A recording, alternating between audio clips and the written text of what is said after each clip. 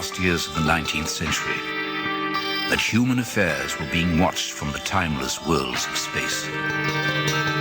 No one could have dreamed we were being scrutinized as someone with a microscope studies creatures that swarm and multiply in a drop of water. Few men even considered the possibility of life on other planets.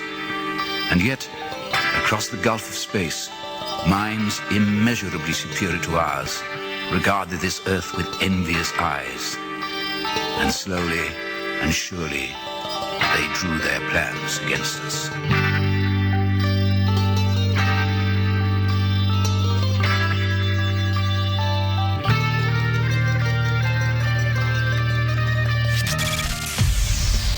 Broadcasting live from a tiny studio somewhere in North America. This is Dark Matters Radio Live. And now I give you your host, the Silverback of ufology. Here's Don Ecker. And good evening, ladies and gentlemen. Welcome back to another Open Lines edition of Dark Matters Radio, right here on KGRARadio.com. We are back and raring to go. Now, a couple of real quick announcements tonight. Mark Center is not going to be joining us. He's a little under the weather. I talked to him earlier today, and he said, I don't think I'm going to be able to make it. So I said, okay. I called Rich. Richard, of course, is here. And as of a week ago, according to producer Bill, Commander Cobra is back in town. I've had an open invitation for him to join us. And tonight, Commander Cobra of Task Force Griffin is on the air. Commander, it's great to have you here, buddy. How you doing? Thank you, Decker, and thank you, Richard. Very, very kind for you to extend an invitation to join you in this great audience of yours. I love your opening of your show. What a great opening to your show. Isn't that? It is. That's why I said it, the Richard. studio is actually not quite that tiny, but it is cluttered, so... And it's somewhere in North America, so that's what, 50% true. So somewhere in frigid North America. Yeah. Oh yes. As we were talking off air, you poor lads suffering the way that you are. It breaks my heart. I mean, usually, Deuce, we've got, like 70 plus degree weather out here. It's been dropping at nighttime into the low 40s, the high 30s. And I'm telling you, we've had icicles form. Icicles? Icicles. Is that like the drink icicles?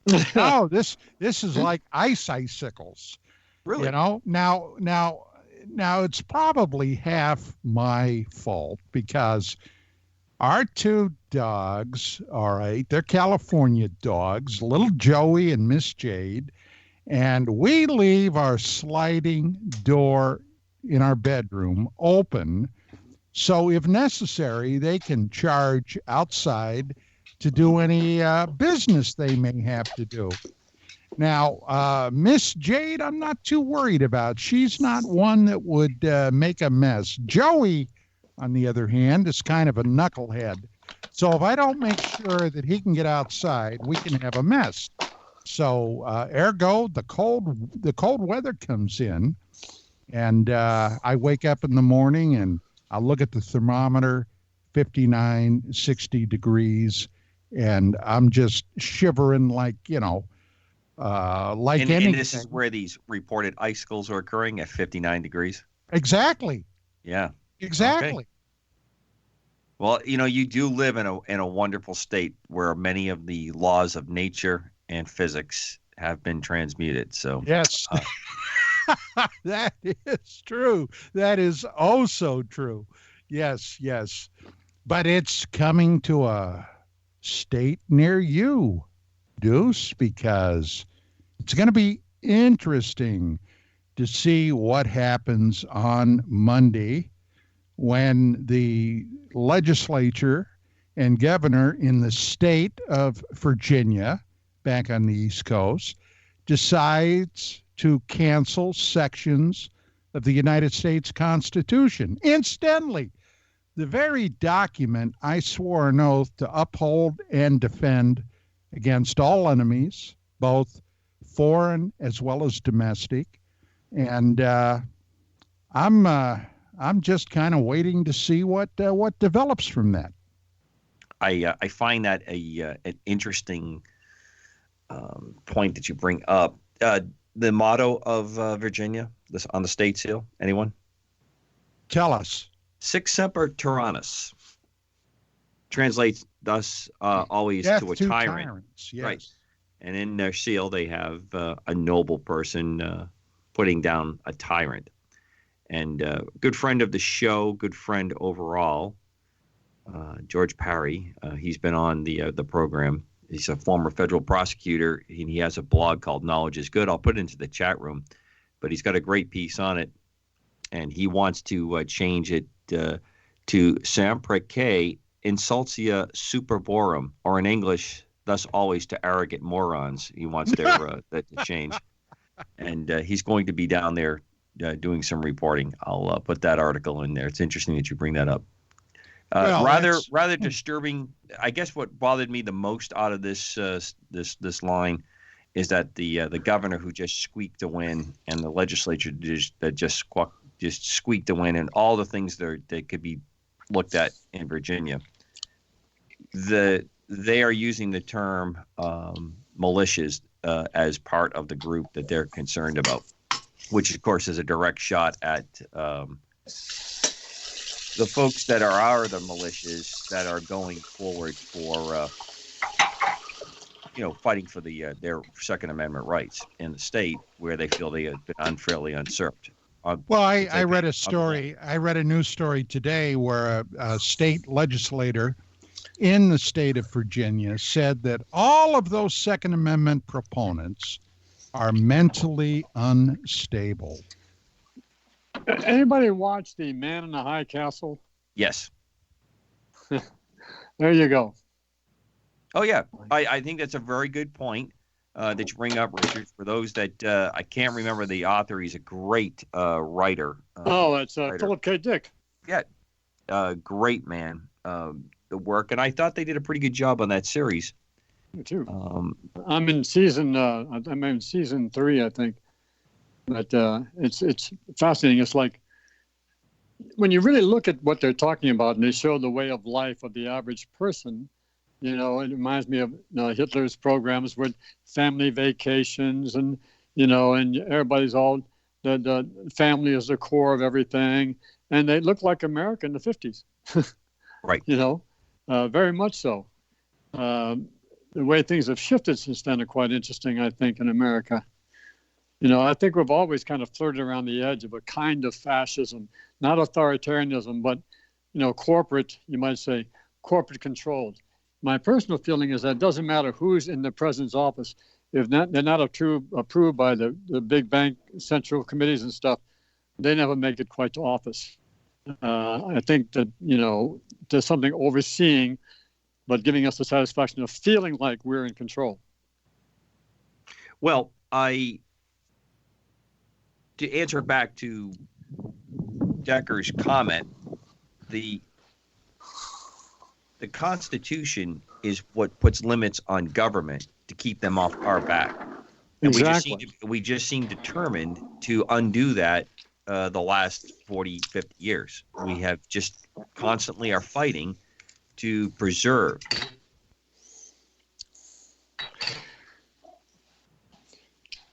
Well, it's I think ultimately it's going to have to end up in the Supreme Court of the United States. And these people that are attempting to deny constitutional rights and guarantees, I think should be held and prosecuted for, at the very least, sedition and for civil rights violations. Would you agree? Well, who the hell is running water? Excuse me. I go back on mute. Okay. Who do you think it is, Don? Really, who do you think it is? Well, I didn't think it was Deuce. Well, that's what I'm saying. Come on, you're smarter than that. I'm just trying to get something heated up so I can cushion the acid that's hitting my stomach. I apologize. I'll go on mute. Bye-bye. No problem. No problem. Yeah, I like a little live action on my radio shows. I'm not trying to make something slick. I'm trying to make something real. I'd rather have analog than all this digital stuff. Well, Don, we're on with the Andy Warhol of radio right now. I don't think so. You'll have to just look up who Warhol was. I have to look up who Warhol was? I know who Warhol was. You're a kid compared to me. I know Warhol. I know you two old war horses know who Warhol is. I was talking to the kids in the audience. Oh, look up Campbell Soup. As a matter of fact, yesterday I was doing a little research on Mary Woronov. Do you know who that is? Mm-hmm. I don't recognize that name. I might know, but I don't recognize. She was one of the actresses in Warhol's films that he did, and later she did more mainstream, I guess you could say. One was a film, I think it was with her husband Paul Bartel, called Eating Raoul. Raoul. And then she made another opus called Terror Vision. Like any actress, she's just trying to stay employed, Yeah, another role. Yeah. It's so funny for movie actors, you make a film, and it comes out 2 years later, and everybody's talking about the film, and you're going, oh, yeah, I remember that. It's finally out. Yeah. Hey, well, I did one movie in my life where I played a reporter, and it was at the 95 New Year's Day parade in Pasadena, California. And I had a call from the producer himself and said, would you like to be in this? And of course it was gratis. Absolutely. I mean, why change now, right? It was, but 3 years went by and I never heard a word about this movie. It was released. It was called Starry Night. Okay. Paul Davids was the producer. Starry Night. And I ran into Paul at a MUFON meeting here in town. And I walked up and I said, by the way, whatever happened to your movie? Is it out? Oh, yeah. And then he kind of looked down at the ground and he looked up and he said, but we had to cut your part out. And it took him 3 years to tell me that. But he gave me a copy of it. So I guess Did he tell you where you were going to be? Yeah, I was left on the cutting room floor. Yeah. I know, but did they tell you where you were going to be in the movie? Did he? Oh, at the very beginning of the movie. Oh. What the movie was about, it was a kind of a fantasy. Okay. Vincent van Gogh, of course, never sold, to my knowledge, a painting during his life. And then he died, and then his stuff became gazillionaire fodder, right? Right. Well, in this movie, somehow, through the mysteries of time space, he pops up at the New Year's Day parade in Pasadena and promptly gets hit by a float. Okay. Now, by the way, out here in sunny Southern California, in order to shoot a movie, you've got to have all kinds of licenses and this and that. Well, Paul didn't have the money for all that, so we were basically doing all of that scene guerrilla style, okay? And of course, which there is was interesting. I dare to interrupt, but you are referred to as a silverback in the opening of your show. Interesting. You did a guerrilla style silverback. I'm seeing a trend. Please continue. Yes. Yes, that Does that mean you wear hairy suits? you know, every once in a while you got to remind everybody that you're a hairy 900-pound gorilla, but, you know, that's only sometimes. But anyway, so here we are, all right, cops everywhere, okay? And we're running around. I've got a microphone. I'm in a suit. There was another guy with me who was in a suit with a microphone. And everybody's, you know, they really don't notice what's going on. Now, when the float hit the actor that was playing Van Gogh, that created a little stir. Nobody knew that that wasn't real, all right? So we had a little drama there. But, oh, yeah, it was a kick. It was a kick. I've done a lot of guerrilla film work, let me tell you, from independent full film productions to smaller projects where you just steal the shot. And what you got to be good at is distracting the people who are checking you out. I've done that while we race to get a phone call in saying, oh, yeah, it's coming. They're here, see, the permit's coming. And put the cop on the phone, you know, and have somebody on the other end going, yes, sir, we're sorry about the delay. It was our fault down here. We're getting it out to them. And they go, okay, and they go away. I've done all that kind of stuff just to survive. And, you know, usually you're working on a zero budget and you got everybody volunteering. And it's like, you either get it or you don't. But people can only give up so much of their free time to do these things. That's where the passion comes in, you know. Yeah, that's where you got to love what you're doing. Yeah, and pray that it does something for your career. If it ever gets released. And we all know that those things are catch as catch can. So, Charlie Deuce, what have you been up to recently? I know you've been out of town a heck of a lot. You've been traveling around the country, huh? Quite a bit. I spent a little over 180 days on the road this past year. For a variety of projects. And last week, I had one. I was in the Philadelphia area preparing for a test flight project that should be coming up towards the end of the spring, beginning of summer. Hopefully have the aircraft ready to go at that point. And along the way, I was able to stop at Bill Skywatcher's place and spend a night with him as we plotted on the show and, you know, talked big world plans of what we were hoping is going to happen next. We can talk about that. Well, I think it's going to be a great year for KGRA. I'm really happy to see what Warren and Race have been talking about and some of the things that they want to move forward with the video, and they want to bring on the capability. I think I have a face for radio. So I definitely, if I do any of the video, it will be with the helmet and visor down, as I have in the past, just to keep things rolling. And I got a very sad confirmation of my looks from Decker himself this past week. So I'm still in therapy over that. Oh my God! I wasn't going to mention that, but oh yes, you were. Okay, yes, you were. Do you want to know what it was, Rich? I'm dying to hear it.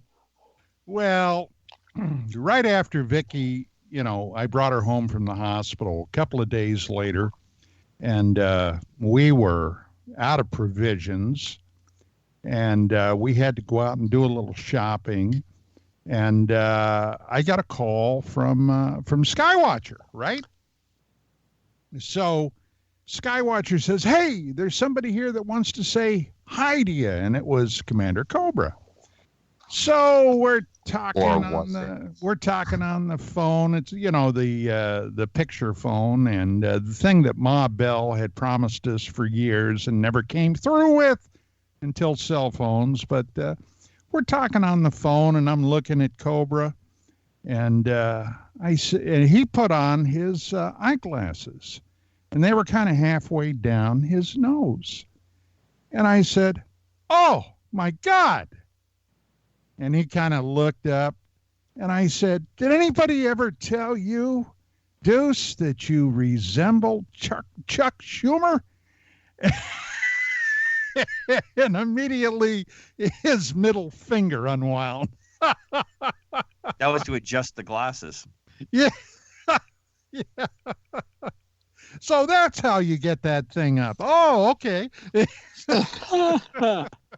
Of all the faces, of all the names in the universe of names, to be associated with that gentleman just floors me.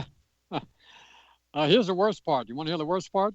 Oh, thanks, Rich. Pile on. Pile on. That hairline is all transplants. Well, mine's not. I know. That's the insult. Oh, even worse. Thank you. Now I see where this is going. Not my being insult. I'm double-teamed. saying, the I'm being insulting fact double-teamed. is, I'm not leading that into you as an insult. I'm just telling you that what he's got going there is a bunch of transplants. How do I know? Because I had the same thing done back in '84 when all the agents are saying, well, get some hair, go get a hairpiece. No, I'm not going to do a hairpiece. Well, go get transplants. Well, And so, being in my business, I did. Being in your business, I'd have to squint to fly that helicopter, and that would be not good. Well, at any rate, I didn't mean to get Commander Cobra all fired up, but hey, last night, I got to tell you, the program I did with Richard Hoagland, we got into Earth catastrophism a bit, and a hot topic, yeah. So to speak. Yeah. Uh-huh. And I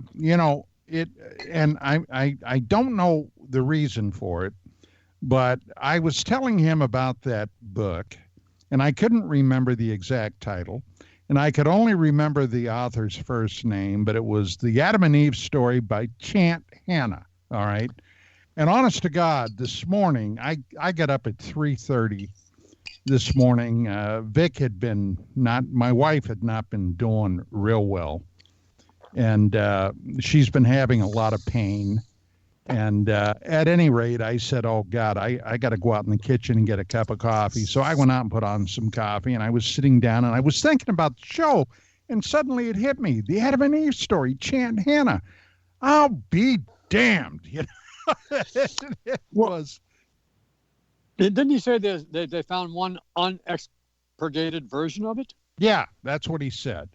Now, I've heard rumors that there were a very, very few copies of the original book that were still floating around. I've never seen or heard where any might be, but you're familiar with that, aren't you, Cobra? I believe I am not. I'm at a total loss here for tracking this down. I thought you were going to say Hannah Montana. Would be the next thing that was happening. No. This man's name was Chant, Chant, Hanna. Uh-huh. And he was an engineer. And in 63, 64, he was writing this book, The Adam and Eve Story, nothing to do with the Bible, nothing. But what it was 11,600 BCE. Something tremendously devastating happened on the planet. And that's when the ice caps melted and receded in North America and Europe.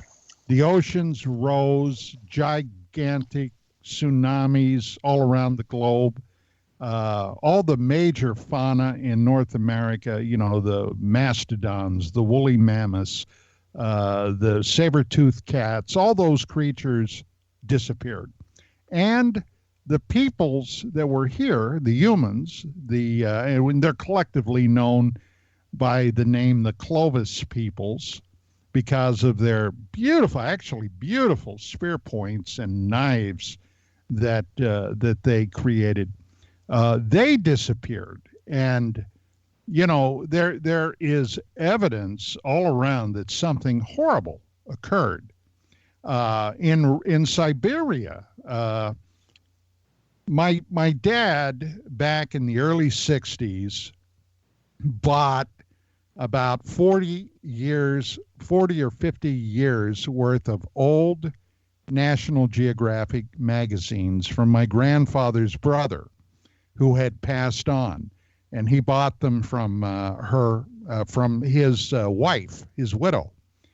And boy, when I was a kid, I used to love to go through those. And I'll never forget a story in the 30s in one of those magazines where hunters in Siberia found huge, massive bone yards of great woolly mammoths that looked like had been picked up by a giant's hand and smashed apart, okay?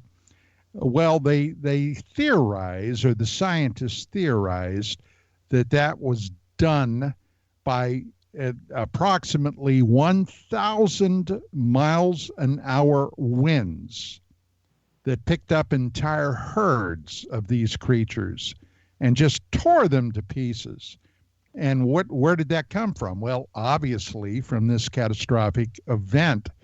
Now, recently I was going through YouTube looking up Graham Hancock videos that he's done. He's done some extremely impressive work on ancient cultures, much more ancient than 6,000 years ago. And he said that it's now pretty much an established fact that a comet with comet fragments that broke off of it, about 7 fragments, impacted the Earth at that time. And that would have been something that would have certainly started the process, whatever that process was.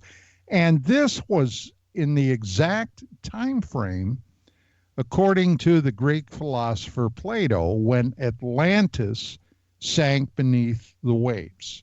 And of course, that is one of the theories of what actually happened to a real Atlantean culture. Now, of course, modern day academics and historians don't even want to hear that. But then you look, and Rich, you and I have talked about this, you look at the mysteries that have been going on down in the Antarctic.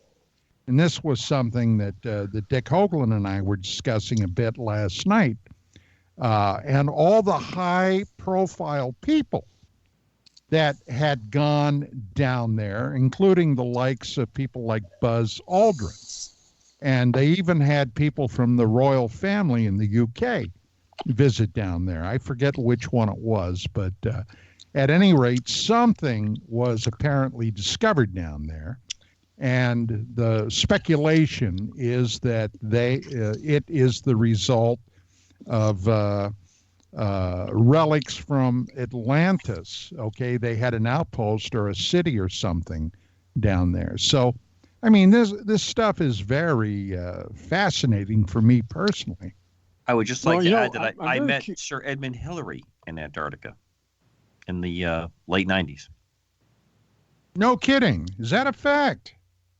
Well, this is a fact-based show, correct? Yes. That's impressive. That's very impressive, Deuce. Yeah, he came down to the base that I was at, and he gave a little talk, and he spoke about it and how incredible he thought it was. Very, very cool man. So what do you think of all these rumors? Well, also, the alleged comment by Buzz Rich, Aldrin was never brought up. Rich, I just got my you-know-what slapped by the producer. Oh. I blew right through the beginning of the break. I did it again. So now I'm going to ask everybody's patience. Ladies and gentlemen, this is Dark Matters Radio, our open line show. We will be opening the lines in a little bit. Tonight, joining us, Commander Cobra of Task Force Griffin, which airs Sunday afternoons, 3 p.m. out here on the West Coast. When we come back, I'm going to ask Commander Cobra who his guest is this week, but we'll be back in just a moment, so stick around.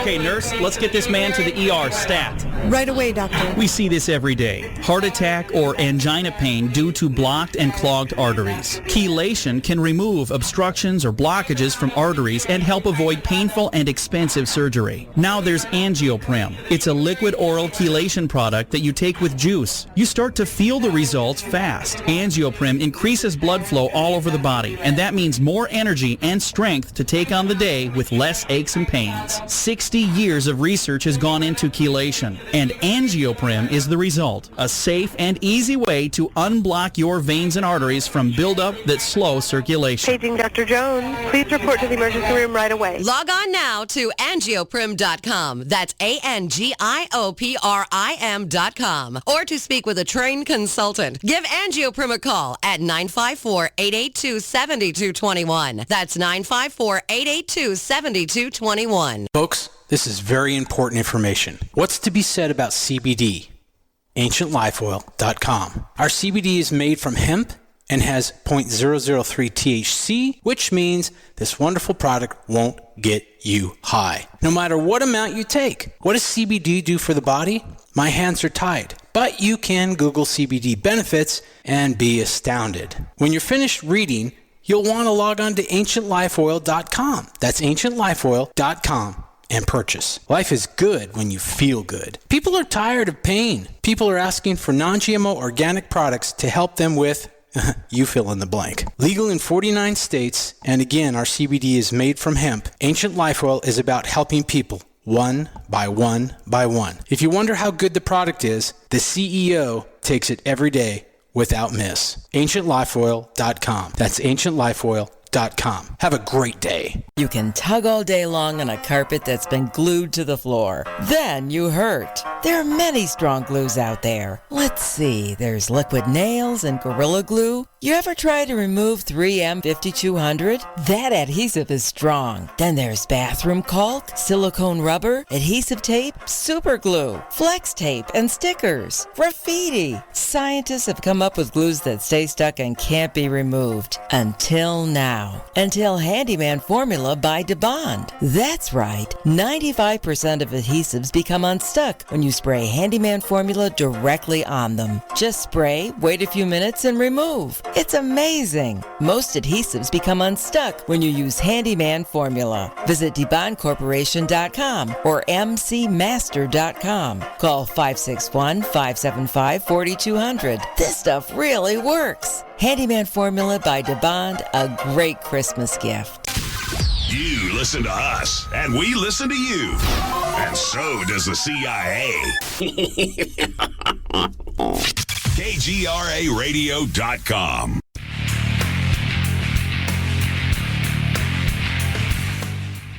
And we are back, ladies and gentlemen, with Rich Saraday, Commander Cobra of Task Force Griffin, and yours truly. By the way, Commander, what's up for your show tomorrow?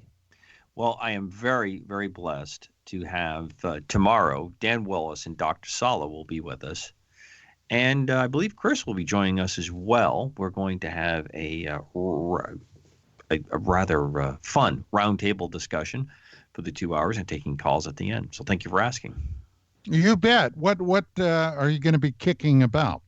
Well, Dr. Sala is obviously the expert and probably the leader in this exopolitics part of it. He's put out some interesting pieces on the Space Command coming along. And we're going to deep dive a little bit on some of his work. And we're going to talk a little bit about Antarctica as well. Very interesting. Okay. All right. Rich, did you have something you wanted to go with? Well, I was just, wondering, since you've been down there, there was a picture of a facility they built down there. I guess the DOD and other countries, I don't know. But they showed a picture of a 14-mile long building. You know what I'm talking about, Deuce or Gloria, Don? Is this down in Antarctica? Yeah, in Antarctica. Yeah, I've never heard of a 14-mile long building. Obviously, the South Pole Station and McMurdo are the two primary stations that the United States is responsible for. There's a number of other smaller research facilities that are sprinkled all along the coast of Antarctica, which is basically due south of New Zealand and Australia for the most part. Yeah. Yeah, well, this was an interesting photograph. I think it was 14 miles. I don't know. Anyway, it's a big thing. It's just one big, long, like Quonset hut looks like, and it's facing directly towards the mountains. And I guess it's not just an American facility. It's used by everybody down there. So maybe that's why it's so big. I'm just wondering if you had seen that or heard anything about it. Nope, that's one station in one facility that I have not had any exposure to. I'm very interested in Antarctica. I spent 3 seasons there. Aside from the unbelievable beauty and the types of people that show up there for their visits, usually you have members of the government that will come down on their junket tours, and of course the different agencies that are trying to keep the station open and keep it funded. They'll put a pretty good show on and bring people around to see the sites, which are spectacular, in hopes of keeping funding going. It's an incredible operation. Now, off air, Rich, you had asked about the Buzz Aldrin statement, quote, "We are all in danger. It is evil itself." Yeah. It was all over the internet. 2 sources looking at it all claim that is not a true statement, that it did not occur that way, and it was not in connection with his medevacing out of Antarctica. I suspect that it was just, baloney or deliberately inserted disinfo, increasing the sense of threat, Who knows? And I think the other part of it was interesting was whatever was put out was also the tweet was deleted. What is our public policy that the Americans are stating for our reason to be down there in that ongoing base and effort, Deuce? And then what are they really doing? Okay, so the prima facie discussion is that most of the countries of the world have agreed that no one can claim Antarctica. And that is pretty much an outgrowth of the United Nations and post-World War II. That is the ultimate statement. It's reserved for not to be developed. It is reserved to be a place of trying to keep it in its most pristine and undamaged condition, and for science and for research.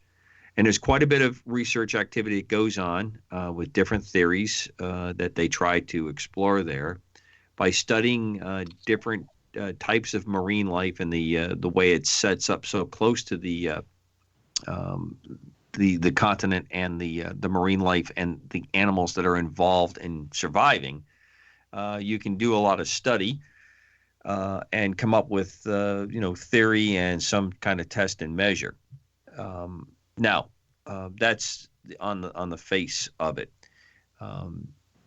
Obviously, there is some conflict, disagreement with countries like Argentina and Chile, which lay claim that it's an extension of the landmass of South America. And they have gone as far in the past as to issue passports and claim they even have people that are born there that they claim are citizens of Argentina and Chile, and then issue them birth certificates from there and then bring them back up to the mainland. So there is that kind of thing going on. Now, for years, I've heard all the different stories, and until very, very recently, I dismissed quite a bit of it. And the reason I dismissed so much of it is because it seems so fantastic, and it had fantasy elements in it. I'll explain why that I've had some thawing, no pun intended, some melt on that icy grip that I had on the story in a moment. But we have had a lot of discussion, again, on an above water issue where they have talked about the mineral resources that are there. And the mineral resources that are there that could possibly, with the technology that's coming out, to be able to mine that activity. So that now is much more possible. We're much closer to that than we ever have been before. And that is because of the types of things that we've developed in the last 30, 40 years that makes drilling activities like that possible to transport it out. The reason I have had a small change in heart and am much more willing to listen to that, the very famous pyramid picture that is seen often in Antarctica, I've seen numerous mountains that will take that kind of shape and that presentation.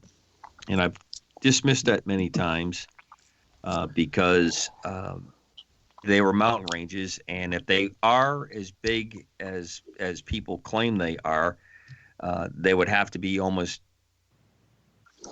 even bigger than that because of the amount of ice and layering that has gone on most of many parts of the continent there. The South Pole sits approximately 9 or almost 10,000 feet from the surface in the amount of ice that it has. Wow. It's quite high up. So that's one of the reasons that Buzz Aldrin had some trouble when he got there, because it's very thin air when you arrive. And you get there, and of course, it's very, very cold on top of that. So if you have any kind of pulmonary issues or breathing issues, it rapidly will bring it up. But what got me kind of off and changing a little bit is that I have recently started to do a little study and learning that Admiral Byrd had quite a series of other than scientific and exploration activities going on in his background and his career and his activities. There was a very strong intelligence, a very strong activity level going on there. And that's got my attention. It's got my interest because that's not something that's been widely known in any kind of open public circles at all. It's just as of late that some of the things that he was involved in as part of national security and activity.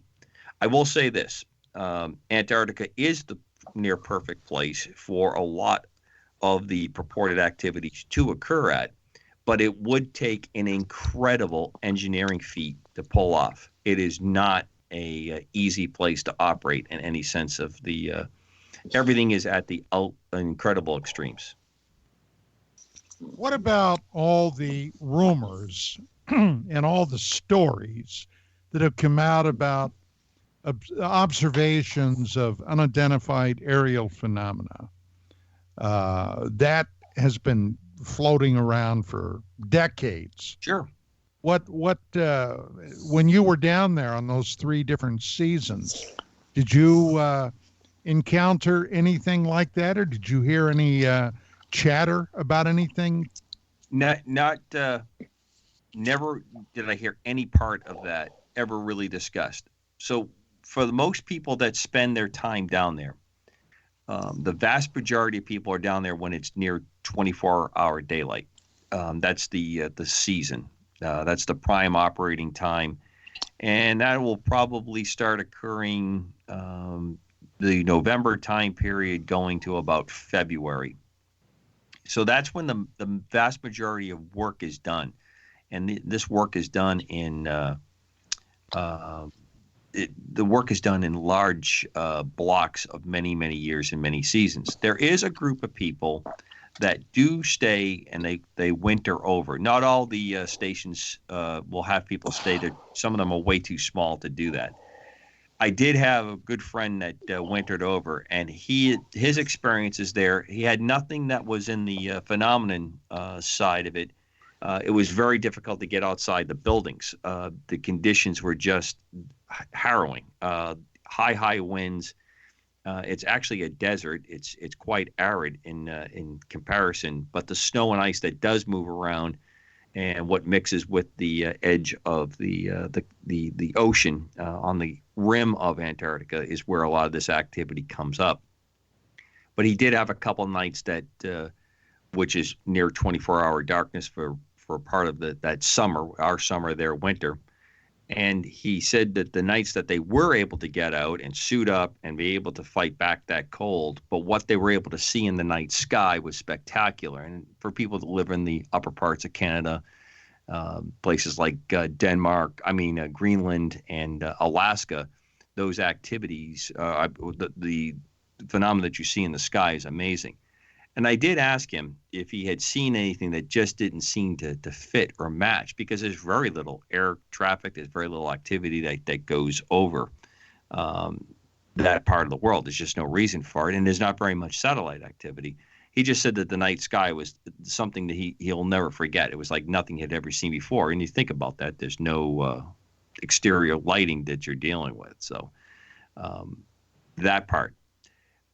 I have heard, though, all the various rumors and stories, but I've never seen anything that's matched up to it. I've never seen anything that's gone with those claims. I've never seen pictures. I've heard stories. I will say that we had, during World War II, the Nazis attempted to make claim to the continent itself. They overflew it. They dropped markers to the ice shelf, to the surface, to make that claim come up. And I think that lends to a lot of it.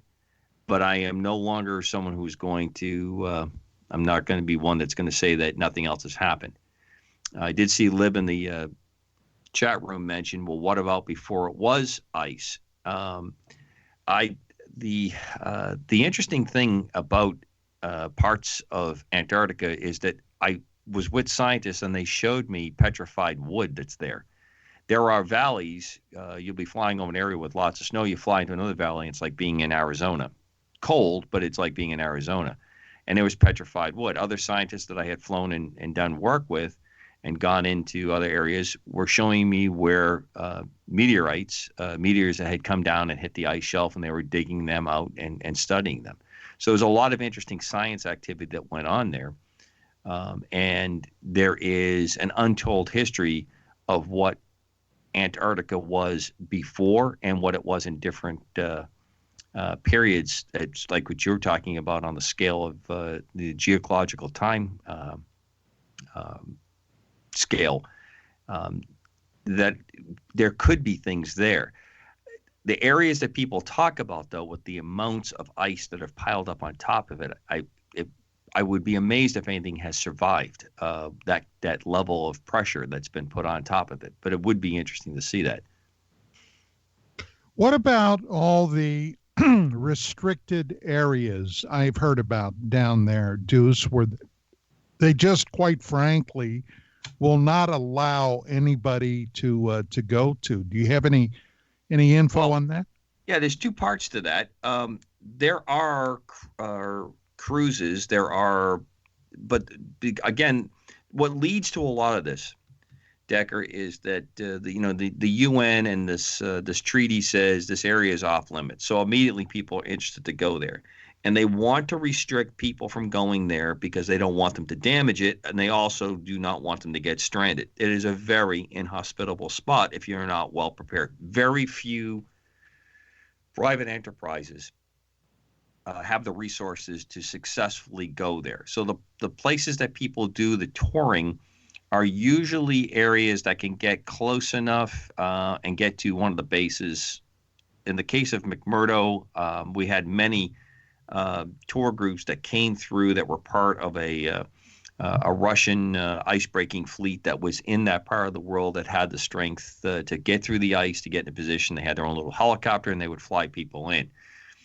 But they were highly restricted where they could go because of the conditions that they were at. If you go and, your helicopter breaks down, that's pretty much it. You're stuck. There's not many people that can to come to your rescue or come to your aid for that. And just from the standpoint of what it takes to insurance underwrite the activity that goes there is huge. I mean, it's just a really big part of their expectations of how they're going to manage that. But there's more of it going on. There's more ecotourism that's part of it that's happened on it. Other things that I've had people discuss with me in the past is they said, well, airliners are not allowed to fly, over the top. And part of that reason is there's no safe way to do that. It's not easy to fly all the way down and continue to go around the South Pole and come up the other side. The distances are immense. And again, there's very few activity spots that you can stage those kinds of flights. When the Air National Guard, when the U.S. forces fly, they fly from McMurdo down. They fly to they store fuel at the South Pole Station, and on those flights, you constantly you're updating your fuel burn, and many times you could be headed down, and you turn around and go, we have to turn around and go back and get more fuel. The wind is higher than what was forecast, and we have to make sure that we're going to have enough fuel. And they'll turn around and come back 6-8 hours, load back up, and go back down again. Libertas from the chat lounge just sent the three of us a question, and he wants to know, do we believe the rumors about people like John Kerry, Obama, and others going down there to this restricted area that all the rumors are emanating from? Do you want to comment on that, Deuce? All I know is that I believe Secretary of State Kerry did go to the South Pole, and this was part of his climate change trip that he wanted, or information gathering that he was going on. And if I remember correctly, when he did that, he became the highest ranking official ever to visit the South Pole. And it is somewhat unusual that someone of his position. Now, it's not so unusual that you would have someone come as far as McMurdo Station on there. But the flight from McMurdo down to the pole, that's a major operation. And they do not fly straight jet aircraft. They use a turboprop C-130 that's specially equipped with skis to land on the ice runway there. They do fly jets at certain parts of the season into the ice runway at McMurdo, C-17s, primarily for the amount of cargo that they try to move. Actually, the biggest piece of cargo movement is done by ship, and that's the reason why the Coast Guard was there with the icebreaker to cut up a channel. And some years it could be 20 miles of ice. There was a couple years that it was over 100 miles that they had to cut the ice. And then they break that channel, and then they have to keep that channel open, and then they escort in the supply ships, usually one, sometimes two supply ships. The supply ships come in with all the kit that they're going to need, all the supplies they're going to need for the next coming season, and to bring out all the garbage or as much of the garbage as they possibly can, because they leave nothing behind. A lot of canned spam, huh? The community is very recycle oriented. You break everything down when you live at, I mean, in the years of the 50s leading up to the 70s, they did not live that way. No country did. They threw everything around. The early explorers obviously left their trash and their stuff behind, but never at a scale as grand as what's gone on with the in the more modern age of working and studying in Antarctica. So as far as I know, Mr. Kerry did go. I'll look offline here that he did make it down to the South Pole, and I believe that he is the highest ranking U.S. official that ever went there. Rich, do you get any thoughts? Well, I have a lot of questions. I mean, it's like there's so much flying around. It's hard to tell.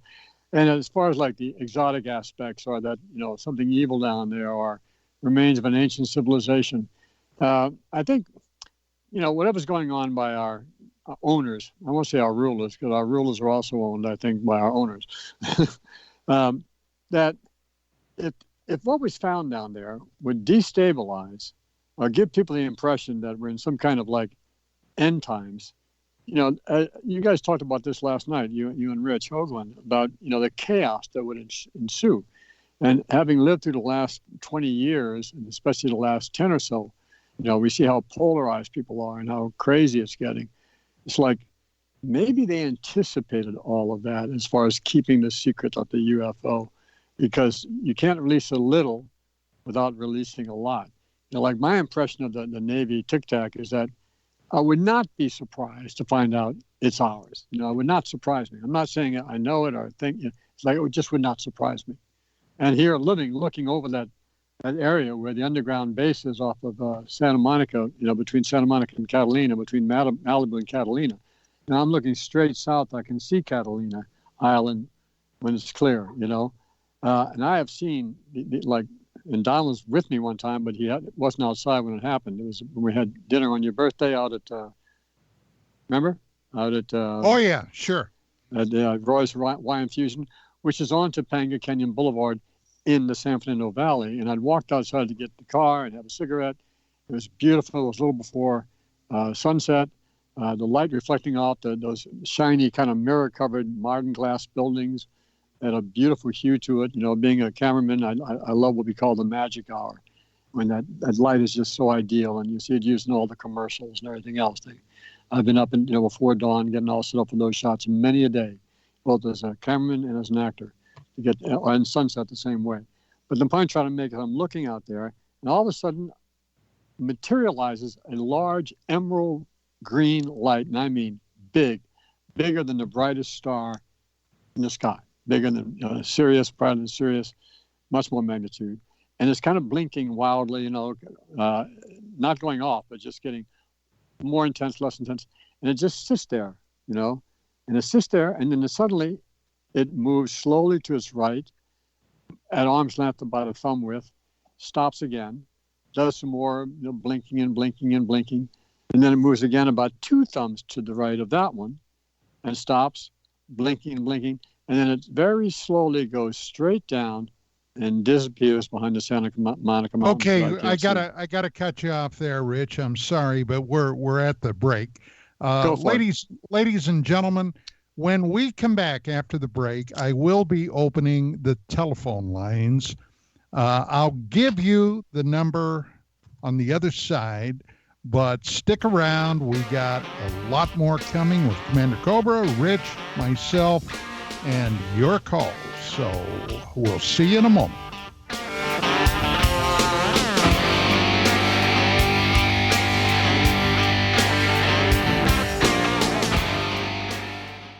Why is it we're not very good with our health regimen until it's too late? We don't put oil in the car until the engine blows up. When the body's out of balance, your health is not so good. Give your body some love. Log on to GetTheT.com. That's GetTheT.com. Try our Life Change Tea, which cleanses you from harmful intruders. A clean colon is one of the ways to bring the body in balance. We also carry organic supplements to help you get where you need to go. So do your body a favor. Log on to GetTheT.com. That's GetTheT.com. You can even visit our sales page to save some dough. Does anybody call money dough anymore? Anyway, if you're looking for short, helpful health tips, go to YouTube and punch in Health Matters Now. That's Health Matters Now. So, log on to GetTheT.com, shop, get balanced, then learn some cool tips at Health Matters Now. You'll be glad you did. That's GetTheT.com. Ew, yuck. They're unhealthy and gross. Bugs, I hate bugs. We keep a clean home, but occasionally bugs show up. Well, I found something that is tougher than bugs. Orange Guard. From contact, it kills bugs. Plus, Orange Guard kills hidden bugs and keeps new bugs away for weeks. I know. I use Orange Guard. Plus, all of the ingredients of Orange Guard are on the FDA generally regarded as safe list. Orange Guard may be used around food, humans, and pets. It promotes a healthier planet, and here's a bonus. Orange Guard cleans where it's sprayed. Plus, it comes with a 30-day money-back guarantee. Orange Guard. You can get Orange Guard at Ace Hardware. And listen, folks, Orange Guard is tougher than bugs, and it's safe to use. Go to orangeguard.com. That's orangeguard.com. SurferMusicRadio.com. Hey, is that a new music app? Yeah, check it out. Surfer Music Discovery. It links to thousands of online stations, but the twist is you see the song names and artists that are now playing live. That's different. No guessing. Looks like a waterfall of music. So many formats. Rock, oldies, country, R&B, jazz, and a whole lot more. How's that spelled? Surfer. S-U-R-F-R. Is it expensive? It's free. No need to sign up or sign in. Get the Surfer Music app free from Google Play or the App Store. Are you intrigued by Paranormal Talk Radio? You'll love the new Paranormal Radio app from TalkStream Live. You'll find a great selection of talk shows covering UFOs, ghosts, strange phenomena, and much more. Download the Paranormal Radio app now and start listening to the very best in paranormal talk entertainment, including the network you're listening to right now. The Paranormal Radio app, free in Google Play and the iOS App Store. Mainstream media's most wanted. KGRARadio.com.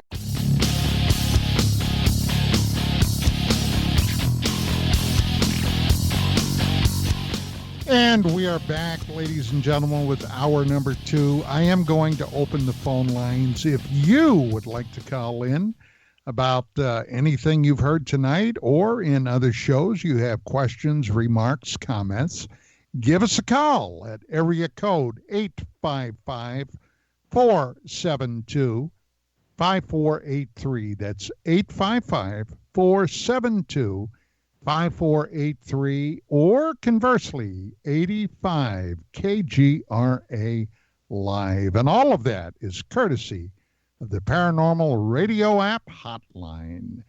Commander Cobra, I had another question pop out of the chat lounge from one of our users, Blue Orb, and he wants to know, what do you think about the announcement by Northrop that they're working on a hypervelocity SR-72?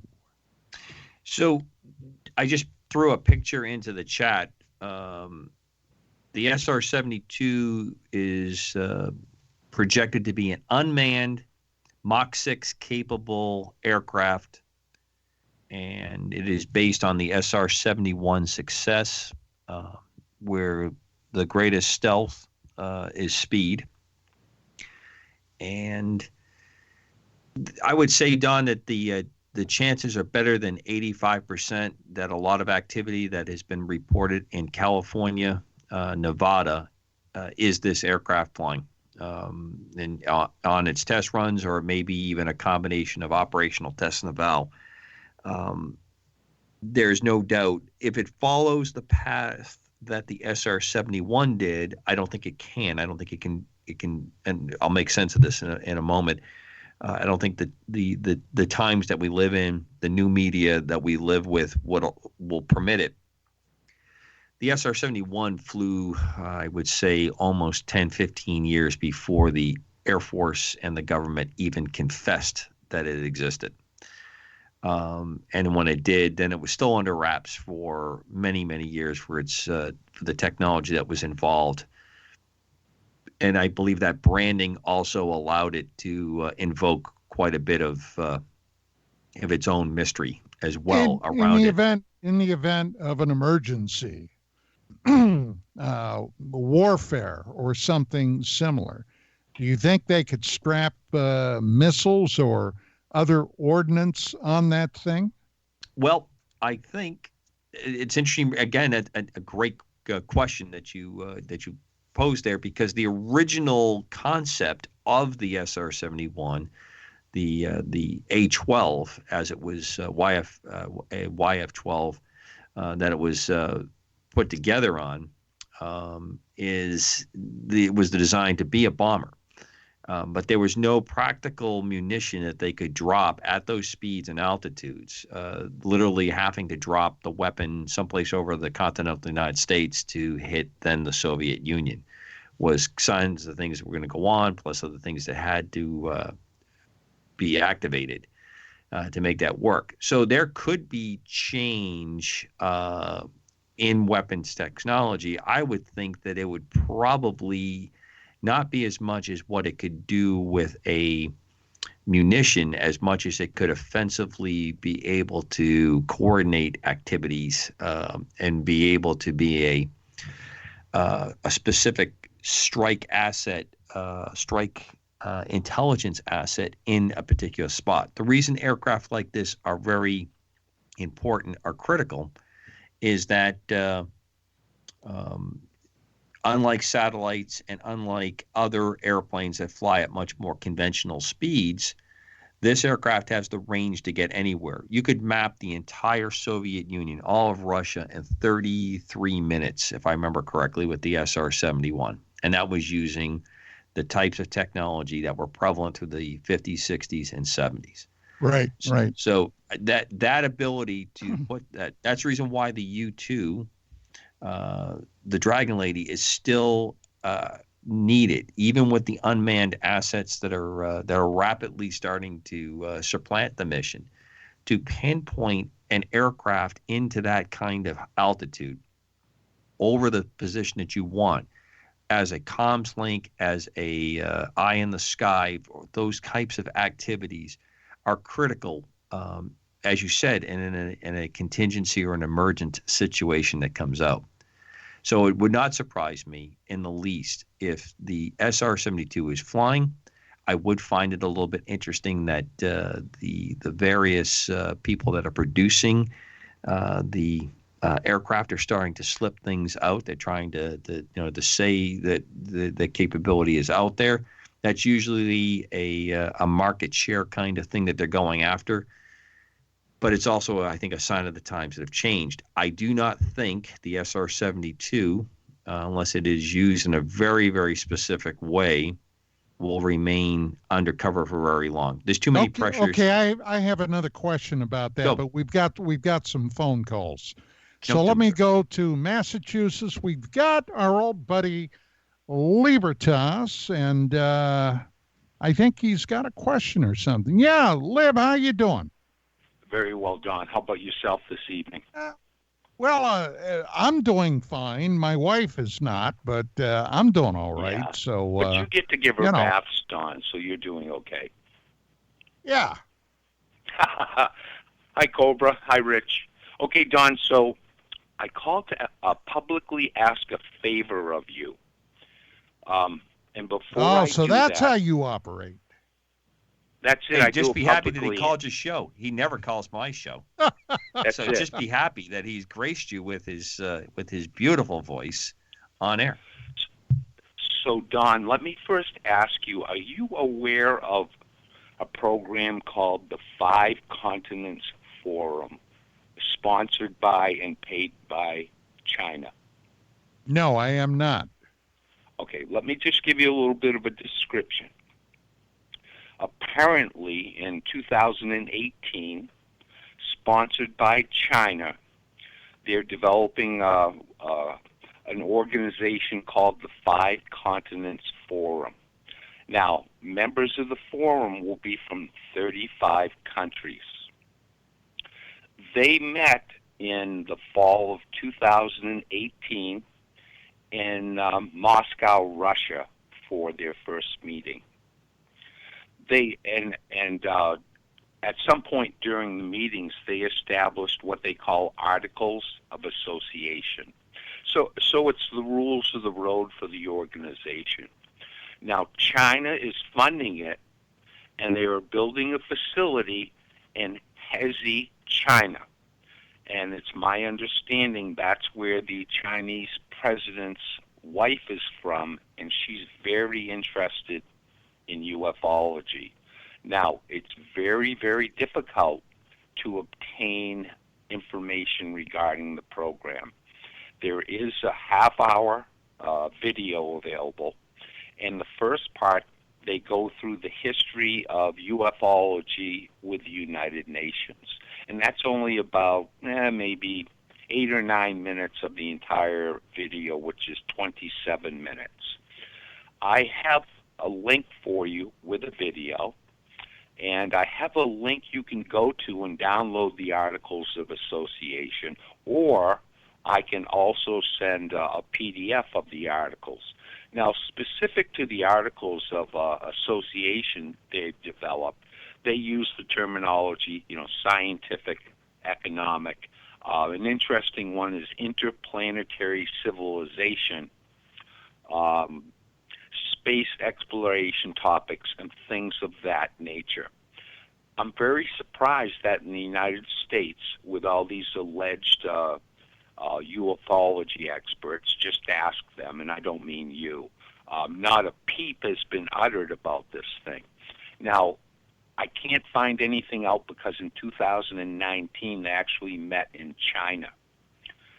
One of the people that's involved in this from Brazil did post some information on a website in Brazil, but of course that's in Portuguese. Someone that has a website in New York had some of the information interpreted so you can at least see what the meeting was about. Well, if you could give those links to Skywatcher, and he can get them over to me on Skype. Okay, I have the information laid out relatively coherently in an email, and I can forward that to Bill. And do you also email with Cobra? Yes. Yeah. So am I recognized in the conversation? How nice. we I didn't actually hear that, but Cobra and I text more than we email, but I've got his email, sure.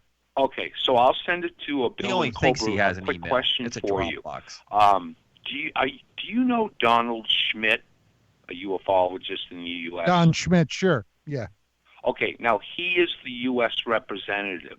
From Canada is Christopher Rutkowski. Do you know him? Yeah.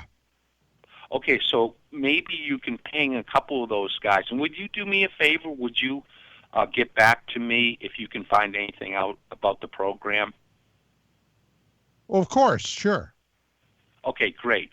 So I will sometime between, either tonight or tomorrow sometime, I will send out the email with a few links that will help you out, and then maybe you can chase these guys down and find out what the details of it are. Does Bill have all your contact info? Yes, he does, yeah. Okay, all right. Yep. I just think it's pretty interesting that they're putting a ufology organization together, and there's not one peep of it by the Mockingbird media in this country. Well, you're really not surprised, are you? Now, look, there were a couple going back at least a decade or so. There were a couple of very large UFO situation cases that happened in China. So I'm not surprised that they would have an interest in this. Look, Liv, we gotta keep moving. I got other calls. But hey, no problem, sir. I will get the information out, and they can forward it to you. Absolutely. Thanks, buddy. Great. Thanks. Have a good night. Okay, you too. All right. If you'd like to join in, ladies and gentlemen, 85 KGRA Live or 855-472-5483. We're going to go to Minnesota. We've got Ron giving us a call. Ron, good evening. How are you? Hi, Don. How you doing? And hello We're to doing fine. Richard, and hello to Commander Cobra. I won't leave it hanging, Commander. Thank you. All right. Hey, so do you guys sing Happy Birthday at all? Say again? Do you guys sing Happy Birthday at all? My birthday's on Tuesday. I know you don't have a show on Tuesday, but I figured, it's a little early. You can get it. You can be the first ones to sing a song. No? You'd have to talk to my agent.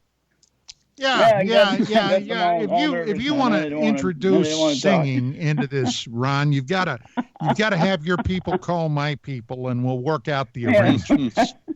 All right, that didn't go too well.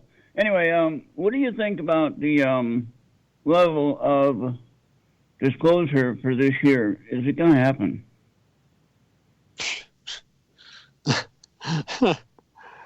I don't think just off the top of my head, I would say I'm rather doubtful. Deuce, how about you? I think it's probably the highest probability that it's going to happen this year. All right. Yeah. And Richard? I think that there is a very strong possibility. I have no idea. I mean, I think, I've heard other podcasters go all, in on the fact that because of President Trump, that there might be some step forward in that disclosure project. And part of the setup was the creation of a separate space force. But I just don't believe. I think that's, one of those scenarios like Richard Hoagland had. If this happens, and if this happens, and if this happens, then this will happen, and this will happen, and then this will happen. And it's like it's building too much speculation for me, knowing the long history of trying to handle this problem that they have of dealing with the UFO issue. So I would not expect that we would, just personally, that we get some big revelation at a time when we are kind of relatively very unstable already, to further destabilize Wall Street and the people that control the world's natural resources. They need us worker bees to keep going to work and watching TV. And I don't think they're going to let that be disturbed by something as dramatic and so full of eschatological implications as that. That's all I have to say. Interesting. So do you think it's a good idea that we are a little bit more relaxed at talking? This will be my last question. That we are more relaxed at talking about the subject, like we're more open to talk about paranormal, we're more open to talk about UFOs, and nobody really looks at you kind of crazy anymore. Not too much, anyway. Well, yeah. I mean, right? From direct experience, I would say that's for those who are paying attention, it's made a difference. But for the people who are not paying attention, it makes very little difference. Hell, I've talked about it for 30 years, and I could care less who looks at me like I'm crazy. Yeah. But that's me. So I'm just talking about I was in a professional environment teaching, Oh, you got nailed for that. It's a couple of times, didn't you? Well, challenged on it, and right. But I always was supported by my director because I was so successful in the classroom. Kids who never came to school would wake up in the morning sick, and usually they'd wake up and fake being sick. And now parents are calling, "Who's this teacher, Richard?" My son is like, he says he can't miss school because he doesn't want to miss Richard's class. Now, in a special ed school, that's really good to get kids motivated because most of them had severe problems with attendance, So I got a lot of leeway. That, and then the annual STAR testing results for my history classes were in the highest category in the nation for a special ed school. My kids were finishing in the average and above average range in world and U.S. history because of how I taught the class and how I engaged them. So, I sound like Richard Hoagland last night. Let me blow my own horn here. But I'm saying because of those. Well, thank you, Don. The reason I mention that is because that made them much more tolerant towards my exotic side, my esoteric side, because the kids found it highly interesting and motivational, and I was so successful with the, for the way the school looked with the great scores. It was the only department in the school that had scores in the average and above average range in this annual STAR testing, which is nationwide for all schools, not just special ed. Cool. So that gave me a lot of, say, on the two sides of the scale, they weigh back and forth. Well, which way do we go? And that helped me out. Okay, Ron, did that pretty much answer your question, buddy? Yes, it did, and thank you very much for such a great show last night with Richard C. Hoagland. That was a very interesting show. And then, of course, tonight with Commander Cobra, you're rounding up the weekend with the top guests. Keep them coming each and every weekend, and I hope that your wife, Vicki, do what we heals can, up. Ron, with what we got. All right. I'm keeping you guys in my prayers all the time. I hope that she heals up real quick. All right? Thank you, Ron. And she'll be back. Okay. Hey, Don, I want to jump in two pieces of information.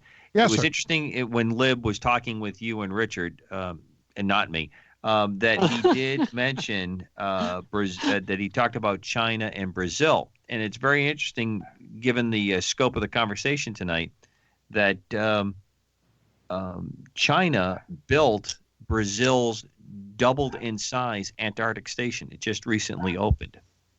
Whoa. Okay. Yeah, Whoa. And they were the contractors. The Chinese were the contractors that built that station. So I thought that was an interesting point. And Reg, here's the reason why I think the disclosure are a major crack and some information falling out. Here's why I think it's going to happen. Number one. Good. Let me hear it. We live in a in a very politically charged world right now, and there is a large group that will do anything to shake loose what is going on positively in the country. There's enough people that dislike POTUS Trump that they will do anything. That's number one. So if that ability is there. Number two, I have noticed that every time someone is just about ready to no longer run their campaign to be anything, president, senator, they start talking about UFOs and opening up the files if they're elected. It is the last refuge of every scoundrel that is left that runs for political office. Okay, we're going now to Missouri, where we have Brother John. John, welcome to the show. How you doing, buddy? Oh. That was your cue, John. Hello? Hello? Can you hear us? Or you're having that phone trouble? I can barely hear you. Yes. There we go. This is a repeating problem. Okay, I can hear Richard. Okay, I'm sorry. Yeah, the volume's a little bit low. Oh, I just wanted to say how much I enjoyed. First off, having Commander Cobra do a cameo on DMR is always awesome. Very cool. Thank you. Second, how much I enjoyed last night's show. Thank you, John. Thank you. I'm sorry, the audio is really low on this side. I heard. You're good. Go ahead. I heard things. Yeah, we hear you that fine. I had not by heard the way, before, and it gave me a great deal of nostalgia. Really gave me a Mystic Barber, Mel's Hole sort of vibe, which I actually kind of enjoy sometimes. And and it was so cool that Stephen was listening. I hope he's listening again tonight. So I did appreciate that show. I liked it a lot, and I hope we do get more guests like that back in the day. I was surprised to hear that, and that kind of got me thinking about one of the things I wanted to ask that's come up recently is this is why I wish your archives were still online, Don. Cal Korff has seemed to have a renaissance in ufology. I've seen people that I was surprised to be forwarding his material, and I had no idea that he was still producing such a vast amount of material, whether it's on terrorist assassinations or Roswell or whatever. He's very prolific, and his name is getting out there quite a bit. And I don't know if you've seen any of it, and if so, or if not, you could just kind of comment on your history with Cal Korff and his reliability as a source. Are you trying to set me up? Oh, well, look, just cut it to the nub. This guy is a lunatic and a fraud. All right. He's a lunatic. And if you go back, I mean, so is that a bad thing? That's pretty bad. Yeah. Pretty bad. This guy, I did 2 radio exposés on him about, I don't know what, 9-10 years ago. There's so much unbelievable foofara around this character. He was the thing that really got me fired up about him was my friend, my buddy Kevin Randall, who's a very well-known UFO researcher, author, what have you, a veteran of Vietnam, the war that I was in, and a veteran of Iraq. He has got 2 wars under his belt, an acknowledged expert on the Roswell incident, and he had been attacked verbally and in print by this lunatic, this Korf lunatic, this madman, okay, this stain on the sole of my shoe. And then this guy called Randall a coward. Now, there's a lot more to the story, but when I heard that, I came unglued. And I decided to insert myself. I have a bad habit of doing that when I get antagonized. And then we had several years of more drama. Okay, drama queen. So finally, I had enough, and I said, okay, and I'm going to hang this guy or stick him on his own petard. All right, not Picard, but his petard. And I used his own words, not only his words, his own voice. I had a lot of recordings of some of the extraordinary things this guy had to say, including being a colonel in the Israeli-founded Special Secret Services. Okay. Did you ever hear of it? No, me either. He made it up out of whole cloth. But he was claiming he was going on A-bomb hunts in Iraq and et cetera. And I mean, this will just give you just an inkling of what a brain damaged moron this guy is. So, other than that, John, I've got no desire to look anything up on this guy. It's a complete waste of my time. But if others choose to do it, that's fine. But there is a website blog on the internet called Kal Korff is an Idiot. All right. And if you pop that into a search engine, it'll take you up there. And there's over 10 years chronicled of the antics of this guy. And that'll give you more than you ever wanted to know. Rant officially off. And now it is time for our commercial break. Yeah, but I'm just blowing through this one. Oh, well, I didn't get the notes. Yes. I'm blowing through this. Skywatcher, I'm blowing through all the information I would hope and expected you to share. And I'll hop off and let the next caller in. Okay, buddy. Have a great weekend. You too, sir. Take care. Bye-bye. All right. The lines are open. 855-472-5483. That's 85 KGRA Live.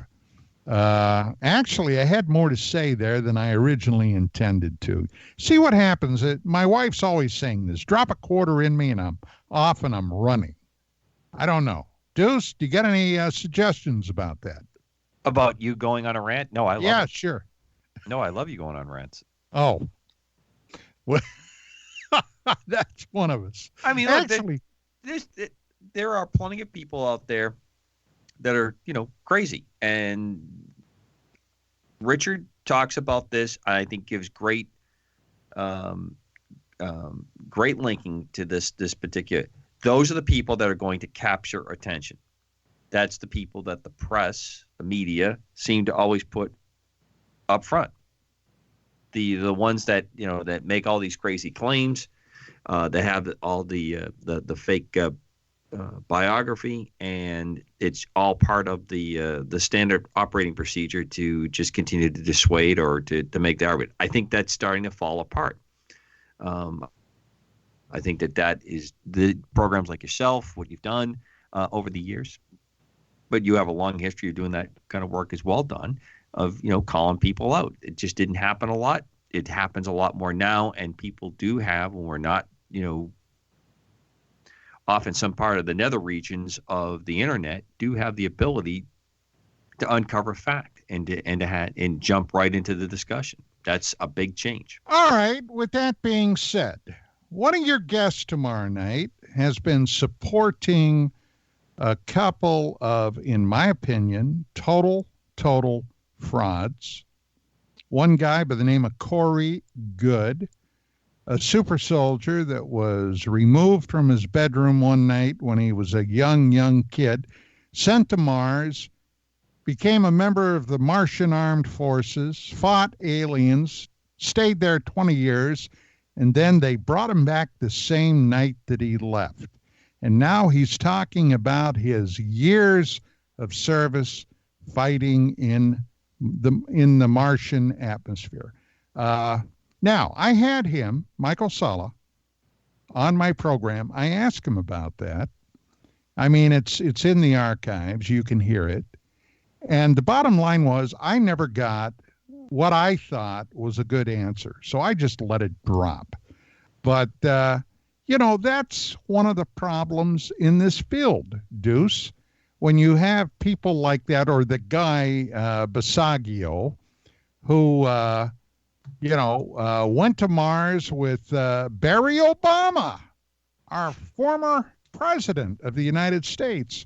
And, of course, somebody called up the White House to find out if President Obama would admit to going to Mars, and no, which I guess you could say that's what you would expect. But these kind of people are still invited to supposedly serious UFO conferences where people are, quote unquote, looking at the scientific analysis of this field, which is pure poppycock. Come on. So that's why I think I never get invited to these anymore, because I'll call them out on it. Well, you have no choice if you're going to have the serious discussion. And I try, I guess my tact, Don, has always remained is I try really hard to work with the guest.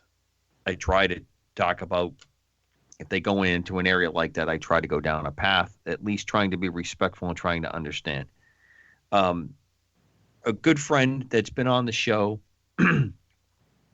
who is, I consider, one of the finest soldiers to ever wear the uniform of the United States Armed Forces as a combat medic, really took a trouncing with one of these knuckleheads in the paranormal world. She runs a veteran, for veterans, veteran control, supported and veteran stocked paranormal exploration and treatment group.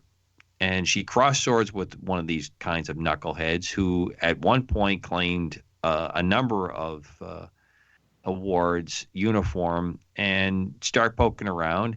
And I take nothing from his away from his service, but he was not what he claimed to be. He was not in special forces. But you've heard this. It's the same old thing over and over again. But he had a stolen valor issue, and he was out there making tons of money on the claims of this poppycock. And that, I think, is the other part of this. People get involved with folks like this. They don't check it out, and they don't call them when it comes up, when they find out that there's a question about it. And no one will ever come clean until you take them on like that. I try really hard when I hear claims, as you have laid out, that I don't see that pushing the discussion along in a good way, because they're not verifiable in any way. I will not argue with somebody that how they feel or what they think they've experienced is not true. I'm not going to have that kind of an argument with them. But I'm going to not be involved show-wise or story-wise unless it's to take them down in that. So I think you're justified for that, and you have many, many more years on the front lines of this than most that make these claims, and you got to call it the way you see it. Well, I try to, I do, and I don't go out looking for that, Deuce. You know what I'm saying? I'm not out to make my bones. You're not a pit bull, and you're not someone who goes out and looks for that kind of stuff. And anyone who tries to take you on in that area obviously hasn't done any homework either. But this is one of those things, speaking back to the remarks that Richard made, that this is why we are in the kind of spot that we're in. That when information does come out of any validity, it's going to be under a pile of dung that we're going to have to dig through, and it's going to be somewhat tarnished. The only thing that will ever, and I don't even know if that will work anymore, if we had a day as the Earth stood still moment, the ultimate moment where the vehicle comes down, it lands on in the park in D.C. or on the White House lawn, out steps the occupants, and we had it. That someone would yell fake news within 30 seconds. Oh, sure. Sure, especially with this POTUS. Now, if it would have been the last POTUS or the POTUS 20 odd years ago, that might be a different story. But oh yeah, you're absolutely correct. So we may be at the point of, I guess we would call event horizon, that to determine if we're ever going to know is going to be a rather difficult situation. Well, I got to tell you, 5 years ago, I would have never believed, and Rich, I think you'll agree with this, I would have never believed what was in the offing over the next several years, going back to the announcement that the Pentagon had a secret program to the tune of $22 million examining phenomenon, potential threats, etc. The Nimitz carrier group videos, the stuff that happened off the East Coast. I would have never believed that it would make mainstream news, Right. Well, I am of the mindset that we are what we saw with the Nimitz is our technology. Yeah, but who? Who has it? United States. Yeah, but who? Who within the United States? All right. I would guess to be it's obviously not. I think would definitely be involved. It's obviously it can't be the Navy.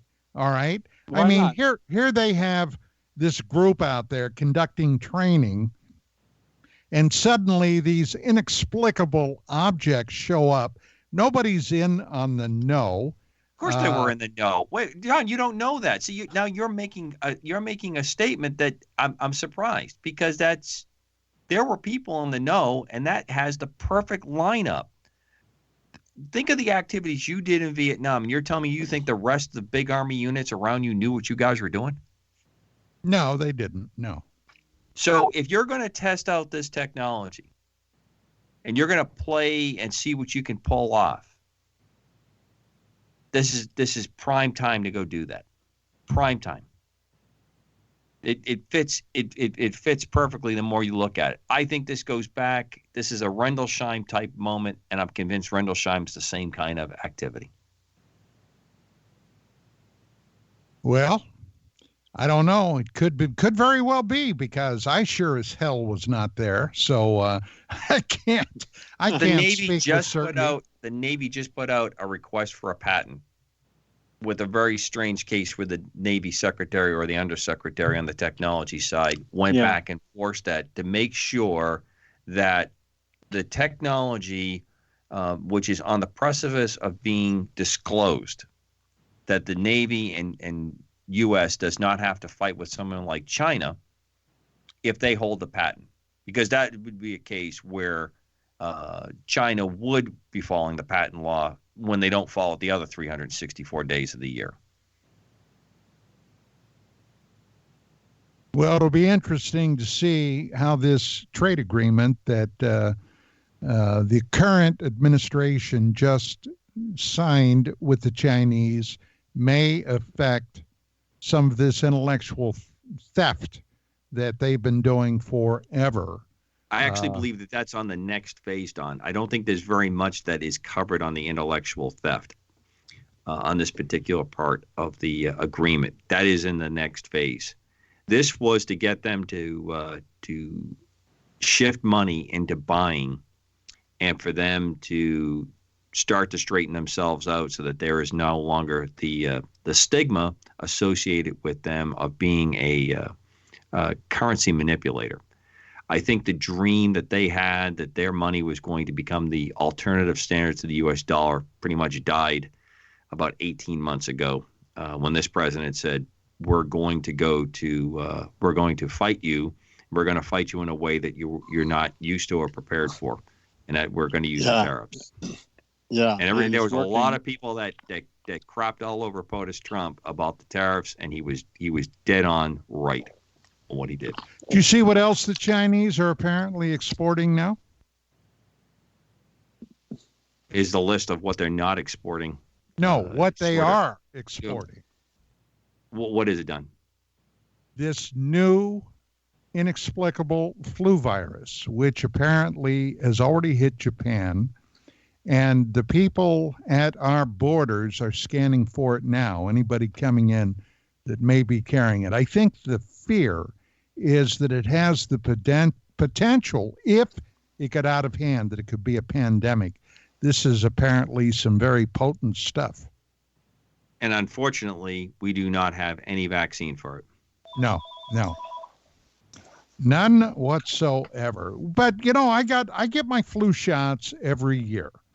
And I discovered on December the 2nd at 2:30 in the morning that it didn't cover what apparently hit me. And I was down for the next 2 weeks. So, yeah, hit and miss. Some nasty stuff. Hey, the phone lines are open. The lines are open. If you'd like to call and join in the fun and frivolity, 855-472-5483 or 85 KGRA Live, courtesy of the Paranormal Radio app hotline. And that's the name of that tune. So to work back onto this particular part with the Navy, I think it's also rather unprecedented that they would make a public disclosure about the patent, how that went, and just so that we're giving sunlight in all directions. There is quite a stir going on with Lockheed in that the F-35. And I'm still in the camp of, I believe the airplane is an important airplane. I am disgusted with the costs and the overrun that has gone on with this particular aircraft. But Lockheed will not, or is not allowing in a proprietary discussion, the maintenance system, which is integral to that as a weapon system, to be owned by the Department of Defense. They are not releasing that. I don't know how. What are we talking about a unit? How much? Oh God! This is the most expensive airplane ever built that we know of. I mean, I think there's some other aircraft out there that probably cost more than that particular airplane, but I'm going to have to look it up for you, Don, because I don't honestly remember off the top of my head. It's unbelievable. I'll tell you what, I have a friend who's a captain, and he's directly involved as a test pilot on the F-35 down in San Diego and other places. Their nickname for it is the Hangar Princess. And that's they call it. He just rolls his eyes and goes, you mean the Hangar Princess? Oh. But they don't want to release the material to the Pentagon to maintain this aircraft? No, they're not releasing the rights, software the technology rights. And the rights to it. they want to retain control of that as an integral part of the intellectual property of Lockheed. I understand their desire in this because of what they've invested in it, but it's not like they've invested and they haven't received money along the way to keep this aircraft going. So this is just one of those, and this is not completely unprecedented, but it is unprecedented at the kind of level. So I'm looking it up right now, Don. We're running someplace around $89.2 million per aircraft, a bit of a reduction from 94.3, and the C model has recently been discounted down to 107 million from the 121 million per cost. My God! So that's the carrier version of the airplane. Oof. Oh my God! That now there's the raging debate on the capabilities and the technology and the aircraft notwithstanding. This is a breakthrough aircraft, and there may be others that are going to stand there and say that what has been produced in China, what's come out with out of Russia, can rival this. It can't rival what's inside the aircraft, and that technology migrates out rapidly to older airframes. I think a big signal that to try to keep things on par was that the F-15X, which is going to be like the super greatest version of that outstanding aircraft, will be produced as a complementary airplane. The F-35 is not designed to be the end all. It is the end of the beginning of aircraft that can go in and use every other weapon system that's in that battle space and to operate it. And it doesn't surprise me that that it has a hangar queen or hangar princess kind of title with it, because of the way they've gone forward on how they've done the testing. They took a very, very deliberately slow process on the testing on it, because I don't think they wanted to take the chance of cracking up too many $90 million airplanes along the way. Does it incorporate any stealth technology? Very much. Oh yeah, it's state of the art. Let's just put it this way, and it's not been talked about a lot, but the Israeli Air Force, leading up to Iran, flew one of these over Iran and brought it back. Okay, that tells me bunches. That tells me a lot. Yeah, What was your attitude, Deuce, when you heard along with everybody else? And I got to tell you, I suspected it the instant I heard the news report that an aircraft went down right outside of Tehran, right immediately following the launch of those ballistic missiles into Iraq. What was your attitude when you heard that they admitted shooting down that passenger airliner? It's a pretty big change for that regime. So to me, this is a definite sign that things are shaking in a different direction. Previous administration, the Green Revolution, we left those people standing. We have a president that puts it out in Farsi as well as English, that he's standing on and doesn't want these protesters harmed. And amazing statement. No surprise when I heard it. There was no doubt in my mind that it was an accident on purpose or an accident of just bad chain of command issues going on. As I understand it, Don, I've worked this backwards a couple of times, but my sources, since I'm no longer deep on the inside of this anymore, there's about a 3-hour delay from the time of the attack, not right at the time of the attack. So as I understand it, there was a considerable amount of time delay, and this aircraft left Tehran International Airport. So that means the air traffic control function of it is that flight plan was filed, that the air crew is talking to the tower, and then it's talking to the radar facility as they get ready to go out of the airspace. So for this to happen the way it did is either a gross oversight or it was intentional.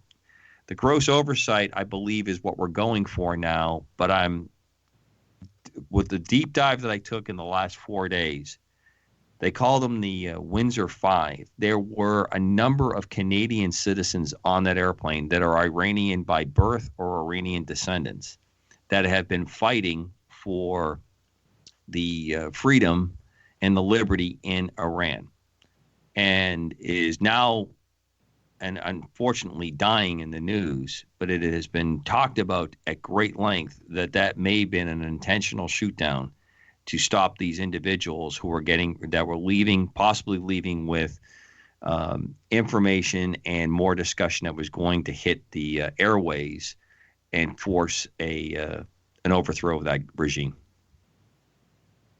Very interesting. And this is one of the things, and this is why I may be optimistic at times about disclosure, but this is one of these things where I'm going to sound like I'm talking out of the other side of my mouth. But this is what really makes me concerned about the times we live in. Our news in this country immediately rolled in on the side of the Iranian regime, which kills its own people, let alone our own troops. I know it's not a political show, Don, but it is an act that really just rubs me the wrong way. When the general was taken out of a country that has been declared on the terrorist list and has been actively involved, including going all the way back to killing an ambassador and leading and planning the attack that occurred in Libya, it shocks me that this is the kind of thing that we're having some kind of deep navel gazing about. It shocks me, and there is no journalistic investigative curiosity to deep dive into this. In fact, it's being poo-pooed almost immediately that the high number of Canadians that were on board that airplane were or had direct connection with Iran and the folks that are fighting for freedom in Iran. And we don't even want to talk about that. There isn't even the slightest curiosity to go forward with. And in fact, the story has died. Look, I in my opinion, the news has been compromised since, you ready for this? The Tet Offensive, 1968, by Walter Cronkite. I think undoubtedly, I think you're making a very accurate touched point. I think you're correct. Actually, it probably goes beyond that, but it's more so today, fueled by TDS to an unbelievable height. And I totally agree with what you just said. Look, these people, I recall vividly, I mean, you're right, this is not a political show, but I recall vividly when the Iranians stormed the American embassy and took those employees and people, those, hostages. As hostages. And our then President Carter, proved to be as feckless as anything I've ever seen in my life. And they twittered around, played with their navel for 444 days. Those Correct. People were were basically hostages. They could have been, any of them could have been murdered at any time. And we did nothing until Reagan took the office, was sworn in. And what happened, Deuce? What happened? Iran immediately released those people. Correct. But we also had Iran-Contra come out of that, which was within a shade of another of our impeachment process. Right.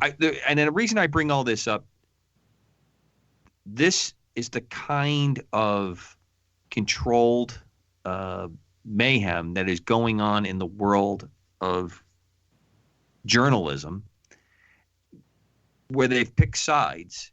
And this is what I think ultimately makes the hopes of trying to get anything to come out on the discussions that we have about UFOs easy. It's going to be extremely difficult. This atmosphere, this approach has become so screwed up because we are not doing what we did before. And it goes back to what you started this show on. First Amendment and Second Amendment are controls on the government to get off our back so that we can say and speak and protect ourselves. And it's all currently at risk. I don't know if people are aware of the depth of the polarization right now in this nation and the depth of anger, hate, and loathing. I've never seen it like this before. And I don't think it has been anywhere close to this since 1860. All right? Right before the southern states seceded from the Union. It's really, I think, that kind of a dangerous precipice we're facing. Sadly, yes, but it's on a scale that makes that conflict an afternoon play. But we lost more American lives in that than we did in all the other wars that we've been engaged in. Over 500,000, almost 600,000 Americans died at the hands of their brothers. It's it